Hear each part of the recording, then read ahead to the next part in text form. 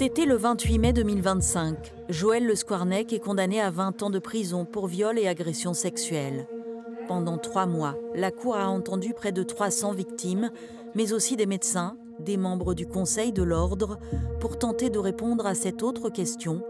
Comment ce chirurgien a-t-il pu, pendant toute une carrière, agresser des enfants et des adolescents ? Alors qu'il avait été condamné dès 2005 pour détention d'images à caractère pédopornographique, cet ex-chirurgien a poursuivi sa carrière sans jamais être inquiété. Un homme qui se masturbe sur des viols d'enfants, qui se masturbe sur des pénis dans des bouches d'enfants, qui prend du plaisir à regarder ça, est-ce que, en toute conscience, on peut le laisser opérer des enfants vulnérables, être dans des chambres d'enfants vulnérables qui sont presque nus, voire nus, sous une blouse? C'est la vraie question, en fait. C'est au cours du procès qu'une 60aine de victimes et de proches de victimes se réunissent au sein d'un collectif avec un objectif, faire évoluer les lois et les mentalités.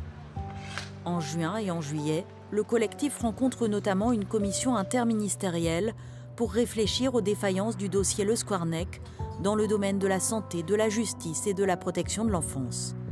Il rencontre également la députée Sandrine Josso dans le cadre d'un groupe de travail parlementaire autour de la notion de soumission chimique.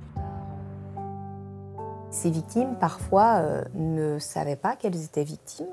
Elles ont découvert cela malgré elles, avec des annonces assez brutales, dans des situations où elles sont allées, par exemple, dans une gendarmerie, où elles ont eu un appel téléphonique, et on leur a, en fait, expliqué, mais de manière, on va dire, certainement parfois très maladroite, parce qu'on n'a pas non plus toujours de gendarmes ou de policiers formés ou de personnel judiciaire formés pour l'annoncer.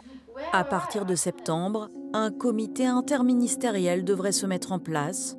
Pour les membres du collectif, ce n'est que la première étape d'un combat plus global, celui d'une société qui doit apprendre à affronter l'ampleur des violences sexuelles, notamment sur mineurs.